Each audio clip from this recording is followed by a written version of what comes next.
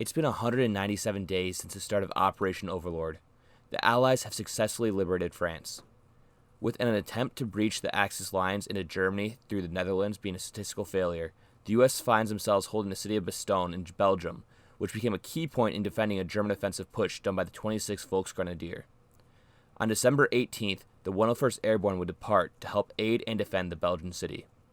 Arriving on the 19th, the 101st would form a perimeter, with engineer and artillery groups plugging the holes. Low on food, ammunition, medical supplies, and even cold weather gear, the 101st was quickly surrounded by the Axis. In this loadout video, we cover the average gear worn by medics in the 101st during the siege of Bastogne.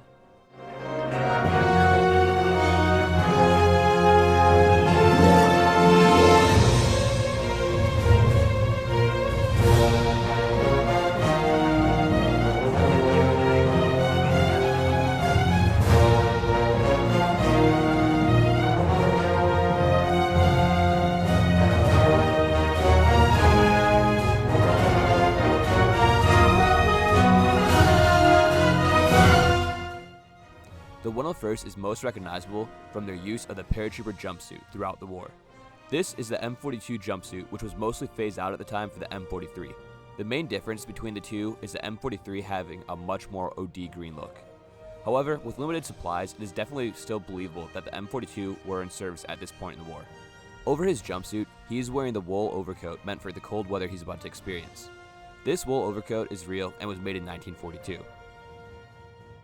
While cold weather equipment was hard to come by for the 101st, there are quite a few photos showing soldiers wearing these, especially medics. The easiest piece to identify in this kit would be the M1 steel pot helmet. The one I have here is a reproduction made by At the Front. I would say their reproductions are arguably the most realistic out there, and you get it at a far better price than the mint condition World War II helmet you're going to find on Facebook Marketplace.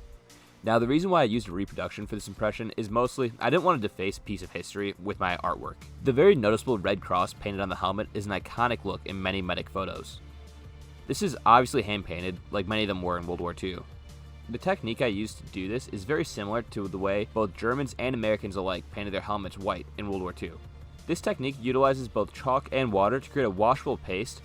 That way the helmet isn't painted permanently. Now, the reason why I went about it this way is I figured I would mess up once or twice. Another reason is that the paint wears down significantly faster than just using regular acrylic paint. This gives it a much better worn look without having to use it for months. Now for the way I made this paste. First, I smashed chalk into a fine powder.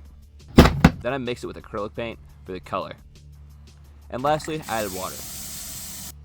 The amount of each of these materials that I used was about 75% acrylic paint, 15% chalk, and the rest being water. I then tediously hand-painted these into a circle and a cross. Honestly, even though it came out somewhat messy, I couldn't be happy with the results.